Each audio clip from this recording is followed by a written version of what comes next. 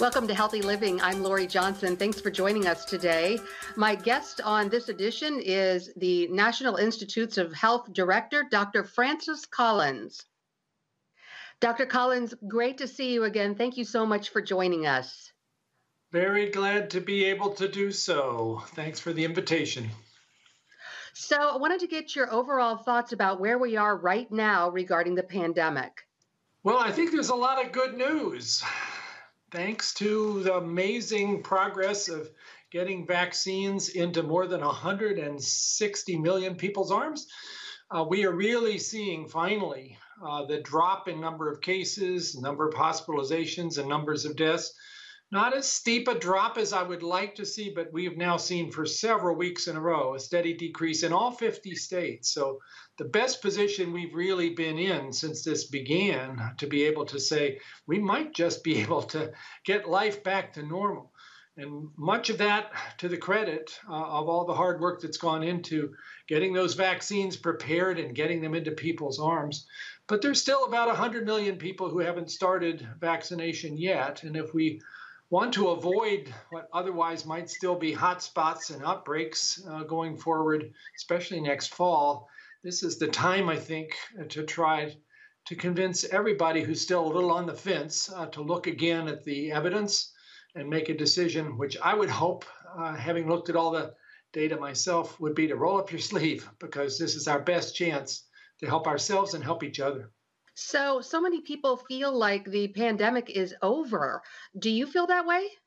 No, it's certainly moving in that direction, but still several hundred people are dying every day from COVID-19, and that's like an entire airliner crashing every day. If that was on the front page, boy, we would think this is a crisis. It's not over. We've gotten a little numbed, I think, to the severity of this illness and to the numbers that are involved. So we're not there yet. But we are at the point where people who have gotten fully vaccinated are starting to live life again. My wife and I, now being at that point, we've been able to invite other immunized couples to come to our house to have dinner together and take masks off and break bread together and say grace together and hug each other at the end of the evening. It is liberating to get there. And that is making you start to feel like, okay, we're almost there. But it's not the right moment to trip when you're just approaching the finish line. And we still, as a nation, aren't there. And we need to be sure we're doing everything we can to get there as quickly and safely as possible. And that's basically a calling to all of us, especially Christians, to love your neighbor, make sure that you're doing your part to help all of those who are vulnerable to get through this too. Just want to say that is something I'm not sure everybody's thought about, that there are people, because they have cancer and they're on chemotherapy, or maybe they've had a kidney transplant. For them, the vaccine doesn't work because their immune system is not able to respond to it. So they're going to be still really vulnerable if this virus is circulating. The best way to keep it from circulating is for the rest of us who have effective immune systems to get vaccinated, and then the virus loses. And we want this virus to lose. Well, we saw in Ohio where vaccinations were really dwindling, and then they started offering all this money to people, and their vaccination rate went up 45%. They were offering $1 million and a college scholarship, and we're seeing other states offering bonuses like this, and CVS offering tickets to the Super Bowl. And what do you think about all these ideas to try to encourage people to get vaccinated? Well, I hoped it wouldn't be necessary when it's actually something that you can do that's going to benefit you. But still, for people who have been a little resistant or maybe just haven't gotten around to it, if this is enough to get their attention and go, okay, if I might win a lottery ticket, sure, that's fine. So aside from the financial incentives, what do you have to say to people who are unvaccinated, particularly now as the summer travel season is kicking off? Well, first, I need to listen. I think people like me sometimes just seem like we're lecturing all the time, and I'm not sure anybody's particularly impressed with that or has their mind changed. We need to listen. What are the reasons why now 100 million people have not yet gotten started in vaccination? Some people are still worried about whether this is safe, given how quickly the vaccines were in fact put together. But now we have large numbers of people who were vaccinated as part of the trials as far back as last August. And so we're tracking them very carefully, and there are no late sort of surprises here. So if you're one of those that's been in the wait and see, I think we've been able to see, so maybe it's time to stop waiting. We have as much evidence about safety and efficacy of this vaccine as we've almost ever had about a vaccine, and it looks extremely good. But boy, I would just appeal to people, if you have been in one of those places where your kind of mind has been on the negative side of this, maybe time to hit the reset button, look at the evidence, consider what you could do by getting immunized, not only for yourself, but to protect those vulnerable people who are counting on the rest of us. Isn't that something that as Christians we're particularly called to do? We're going to take a quick break right now and be right back with NIH Director Dr. Francis Collins.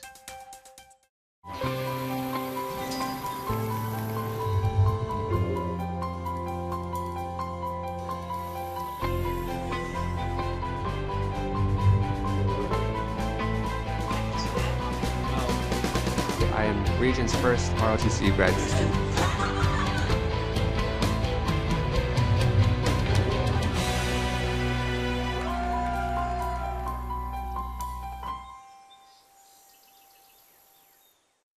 I'm Ephraim Graham, and this is Studio 5.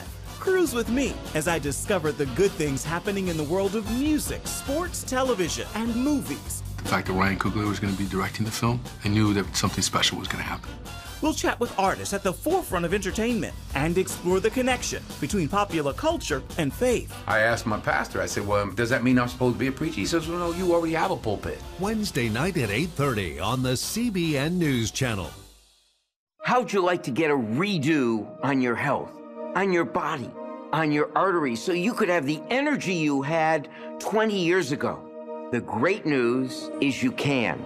I'm Dr. Mike Roizen, chair of the Wellness Institute at the Cleveland Clinic. I've written 4 New York Times bestsellers. But even better than having to read all that, you can listen to this DVD and watch it. Protect your heart?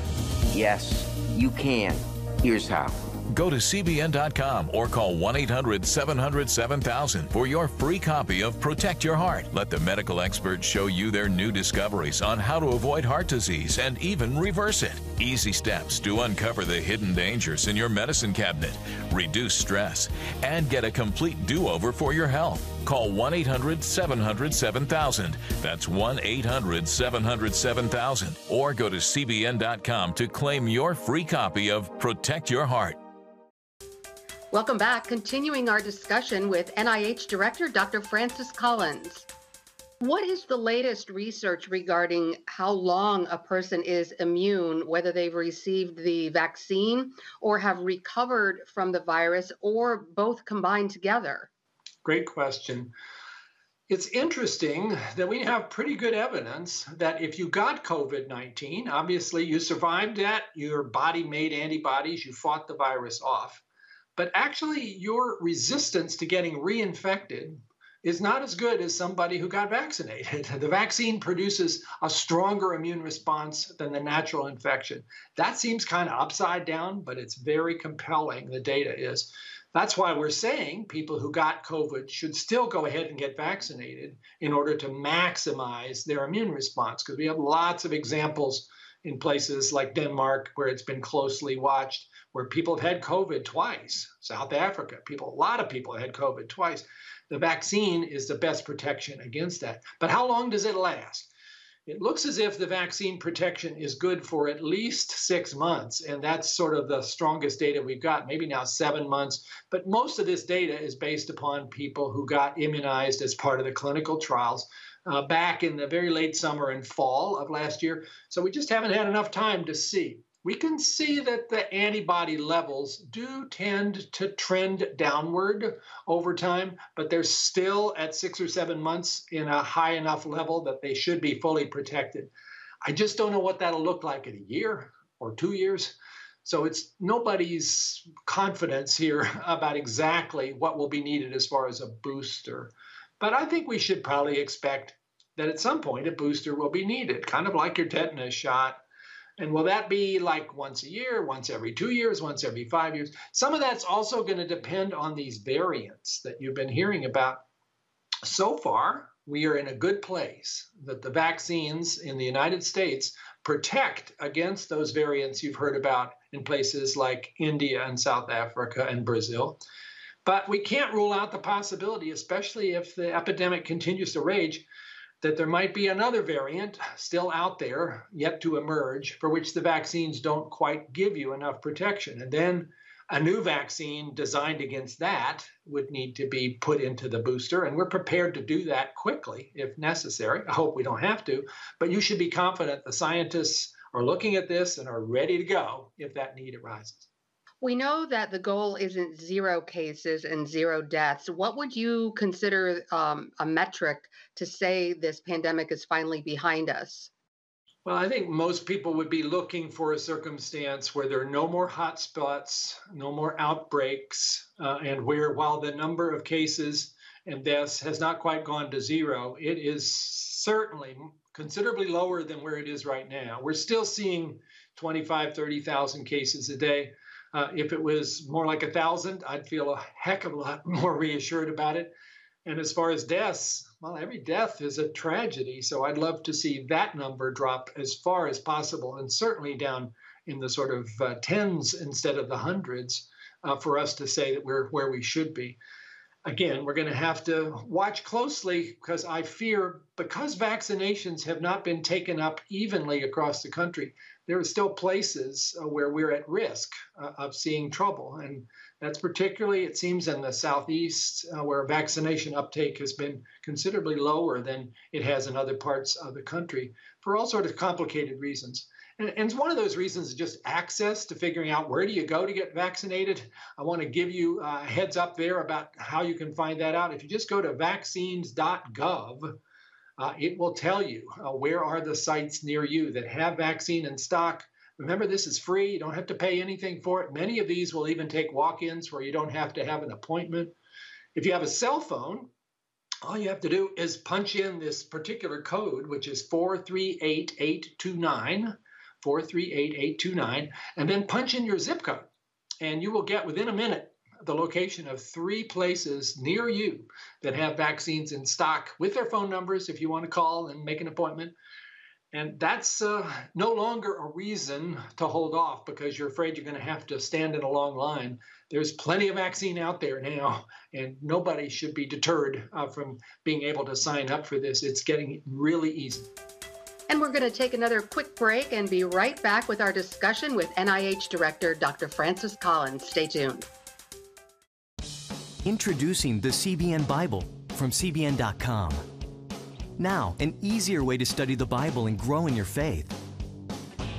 Highlight your favorite verse. Read separate versions at a glance. Click and read a commentary.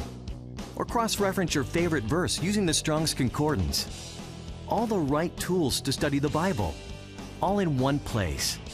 The CBN Bible, available at cbn.com/Bible or the iTunes App Store. This is CBN News Watch. Thanks for joining us. Watch breaking news, exclusive stories and programs, credible news reporting. We show you what's happening in the world and how you can pray about it. This is CBN News Watch, because truth matters. Weekdays at 5 on the CBN News Channel. Woohoo! Hi, Superbook fans. Here's something else you'll love. It's the new Superbook Bible app. It's packed with games, activities, and Superbook episodes that you can watch for free. Oh, no! There's trivia, a fun daily devotional, and answers to your Bible questions. Plus, an easy-to-understand Bible the whole family will enjoy. You can even create your own Superbook character. Ta-da! Whoa! The Millsburg Falls man coming. Sorry, pardon me. Sorry, excuse me. Ouch! Are you getting this? Earn super points to win daily prizes, too. And so much more! Time to get back to my adventures. See you soon. It's the new Superbook Bible app. Free downloads on iTunes, Google Play, and Amazon. Stay connected with CBN News all day across our platforms. Welcome back. Continuing our discussion with Dr. Collins. So a lot of people mistakenly believe that herd immunity has actually not been reached yet. A lot of people who haven't been vaccinated sort of feel this sense of security, like, well, where am I going to get it? Because so many people around me have been vaccinated or have recovered. I don't think we're there yet, and we probably won't be there for the whole country at the same time, because herd immunity is kind of true of a particular community and people move in and out of it. So I think it'd be optimistic for us to imagine that the whole United States would get to, let's say, 85% immunity at the pace we're on. I'd love to see that happen, but nobody should imagine that we're there now. And certainly when you see the fact that many people, 100 million of them, have not actually gotten started yet, we're considerably short of that goal. That is the goal. That is, I mean, I hate the term herd immunity. It sounds like we're all a bunch of cattle. That's not the idea. It's basically, think of it instead as a blanket of protection that you're putting over not just yourself, but your whole community, your family, your friends, and especially those vulnerable people that I mentioned earlier who can't benefit from the vaccine, but we can help them by our healthy immune systems taking this opportunity to provide the whole nation with the chance to send this virus packing. Well, we look forward to the future. And Dr. Collins, we noticed yesterday you were testifying before a Senate committee regarding the origins of the coronavirus, among other things. And you said that you still believe that it is more likely that this coronavirus developed from animal to human transmission rather than a lab leak. Why do you think it's more likely to have been started with animal to human transmission? I guess based on precedent, when you consider all of the other outbreaks of this sort, that is what's been the case. That's how Ebola happened. That's how HIV happened, coming from an animal to a human. That's how Zika happened. That's how SARS, another coronavirus, and MERS, both of which originally started in bats, they all found their way into humans by natural transmission. Now, it's possible, of course, that this is the exception, but if you're trying to size up what are the likelihoods of particular options, that would seem to be, just on the basis of historical precedent, the most likely. I can't, and I said this in the hearing yesterday, I can't rule out that maybe in the process of transferring from a bat to a human, maybe through some intermediate host, that this might have made, as somebody said, a pit stop on a bench in the Wuhan Institute of Virology. There's certainly people who are quite convinced that that could have been the case. We just don't have the evidence, and we need that evidence. So I strongly support the strong proposals now coming from the United States that we need to have a really thorough, expert-driven investigation about what happened in Wuhan in late 2019 before this suddenly burst on the whole world. What do you make of the fact that the host hasn't been found yet? If it was an animal, we know that, for example, SARS, I believe the host was discovered in 4 months, MERS a little bit longer than that, but they haven't found the host animal. Is that very common? It's unusual because, as you've just said, for SARS and MERS, SARS, it was a civet cat. In MERS, it was a camel, but they all started with the bat.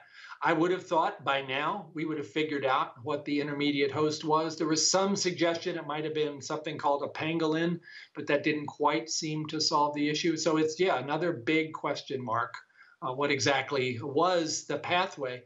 Again, if China had been more open to international scientific investigation going back more than a year ago, maybe we would know more about that. Regarding these lab leak theories, then comes the question that the NIH might have helped fund some gain of function research going on in the Wuhan lab. I saw an interview with you last week with Shannon Bream on Fox News, and I believe you said that was a conspiracy theory. Do you still feel that way? And if so, why? Well, let me just try and say exactly what really did happen. It is troubling that this discussion seems to have gotten distorted in ways that really don't reflect the facts. First of all, I think given that SARS and MERS both emerged from bats in Chinese caves, as they did, and there was a strong sense that we had not seen the end of that particular kind of risk, I almost think it would have been irresponsible for NIH, the largest supporter of medical research in the world, not to be interested in understanding, well, what other viruses are lurking in bats in those caves? And so we supported a research project by a group in New York that had a subcontract to China to try to capture some of those viruses and study them and try to interpret whether they might be potentially risky for humans. And I think that's entirely legitimate. It was a modest amount of money, and some of that money was, in fact, used to support research at the Wuhan Institute of Virology to investigate those bat viruses. There was no authorization or approval of any gain of function research that would have generated viruses that would have been potentially transmissible or virulent to humans. So I absolutely reject the claim that we had authorized that kind of research. We did not. I can't tell you whether the Wuhan Institute of Virology was doing other experiments with other forms of support, but I can tell you categorically that the NIH would never have supported that. We just wanted to know what viruses were there. We're going to take one final break and be right back with more from Dr. Francis Collins. Christians around the world are standing with the Israelis. But why? In CBN's free magazine, Friends of Israel, you'll discover why Christians are supporting the Jewish state, how Israel is fulfilling prophecy as a light to the nations, and ways you can pray for the people of Israel. Israel needs the support of friends like you. Call now or go to cbn.com to get your free copy of Friends of Israel.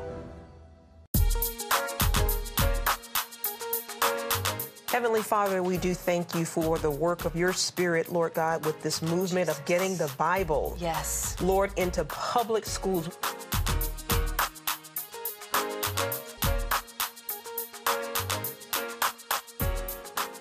Watch The Prayer Link. Tuesday morning at 7:30 on the CBN News Channel.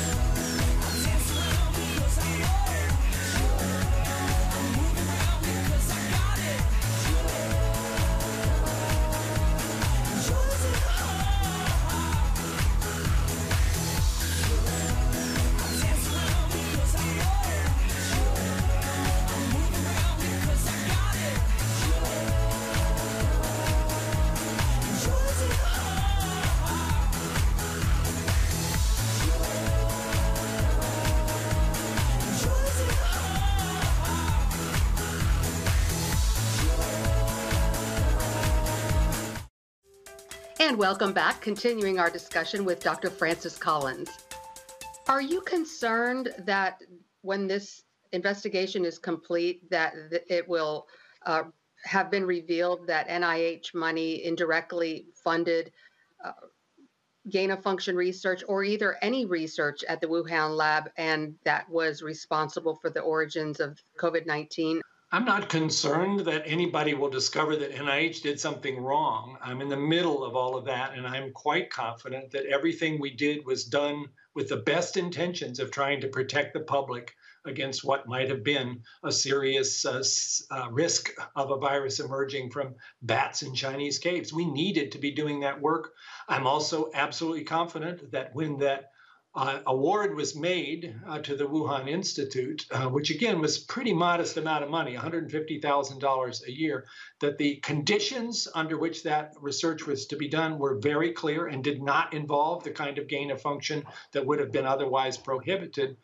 I can't be sure what happens after that. I will say if the Wuhan Institute of Virology decided they wanted to do this kind of prohibited gain of function research, they didn't need our $150,000 to do it. I'm sure they had plenty of other ways to support that. So no, I am not worried that somehow there is going to be some big revelation here and that NIH will turn out to have done something improper. As the NIH director during the last 12 years, I have looked into this in great detail. I think we have done what we needed to do to try to protect the public interest against another pandemic. From a faith perspective, how has this whole controversy been for you recently when so many people have been starting to accuse the NIH of possibly being complicit in the origins of COVID-19? Well, frankly, it's very disheartening. The NIH is an institution that is dedicated to trying to find answers to terrible illnesses, trying to prevent them when possible and then treat them when they happen. The people around me are incredibly dedicated, non-political folks, many of them working for a lot less money than they could get if they were in some other sector. And to have this kind of really unfortunate and harmful implications without evidence pointed in the direction of what is often called the National Institutes of Hope is frankly quite discouraging. And I do wish people, before they jumped on that bandwagon, would just take a minute to look at the evidence and realize that there's a whole lot of overlay here that has to do with the desire to make political points or have a nice opportunity for a video and aren't necessarily based upon the facts. Mm-hmm. So, Dr. Collins, any final words, any vital thoughts? Well, let's come back to the positives, because this seems to be so much on everybody's mind right now, this issue. But meanwhile, here we are. It's almost Memorial Day of 2021. A year ago, we were not at all clear how we were going to ever get through this. People were dying in the Northeast. We were starting to see a year ago trouble in the Southeast. And we had no idea what was coming over those next few months, and hundreds of thousands of people lost their lives. But now here we are. We're able to see that there's an end here. We got to work hard to get there, as I said earlier on, and that means all of us rolling up our sleeves when we get the chance, and the chance is here now. But we are going to get through this together. If we could try as best we can to focus on that part and maybe not spend quite so much time on the political figuring of who did what and who to blame for what, then I think we'd be doing a better job of serving our faith and our nation. All right. Well, Dr. Collins, once again, thank you so much for giving us your time and your insight. And thank you so much for the work you do, not only for our country at the National Institutes of Health, but the work you do to further the kingdom of Christ. Well, let me finish with Philippians 4, because this is one of the things I think about almost every day. Whatever is true, whatever is noble, whatever is right, whatever is pure, whatever is lovely, whatever is admirable, if anything is excellent and praiseworthy, think about such things, and the God of peace will be with you. May the God of peace be with all of us. Thank you. Indeed. What a great way to end this. Thank you again, Doctor. And thanks to you for tuning in to this edition of Healthy Living. I'm Lori Johnson. See you again next time.